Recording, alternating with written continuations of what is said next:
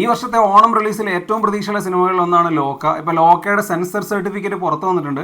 അപ്പോൾ അതിൽ ഒരു കാര്യം കൺഫേം ആയി പറഞ്ഞിട്ടുണ്ട്. അത് ദുൽഖർ സൽമാനും ടോവിനോ തോമസും സണ്ണി വെയിനും ഒക്കെ ഈ സിനിമയിൽ ഗസ്റ്റ് റോൾ വരുന്നു എന്നുള്ളതാണ്. സോ ഈ സിനിമയുടെ ഒരു ഹൈപ്പ് ഇപ്പോൾ ഉള്ളതിനേക്കാൾ കൂടാൻ സാധ്യതയുള്ള ഒരു കാര്യമാണ് പുറത്തു വന്നിരിക്കുന്നത്. ദുൽഖർ ഏതാണ്ട് 2 വർഷത്തിന് ശേഷം മോളിവുഡിൽ സ്ക്രീനിൽ വരാൻ പോവുകയാണ്.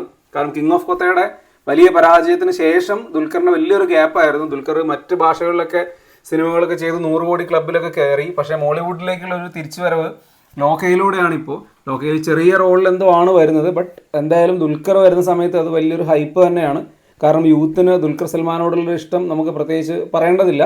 അപ്പോൾ എന്തായാലും ലോക ഒരു പൊതുവെയുള്ള ഒരു ഹൈപ്പിൽ നിന്ന് മാറി ദുൽഖറിൻ്റെ ഒരു പ്രസൻസ് വരുന്നതോടുകൂടി ഒരു ഹൈപ്പ് മാറുന്നുള്ളൊരു അവസ്ഥയിലേക്ക് വന്നിട്ടുണ്ട്. എന്തായാലും സിനിമ 28-ാം തീയതി റിലീസാവുകയാണ്. അപ്പം സിനിമ നന്നാവുന്നുള്ള പ്രതീക്ഷയുണ്ട്. ട്രെയിലർ ഭയങ്കര ക്വാളിറ്റി ഉണ്ടായിരുന്നു. അപ്പോൾ നമുക്ക് എന്തായാലും ദുൽഖറിനെ വീണ്ടും സ്ക്രീനിൽ കാണാൻ സാധിക്കുകയാണ്.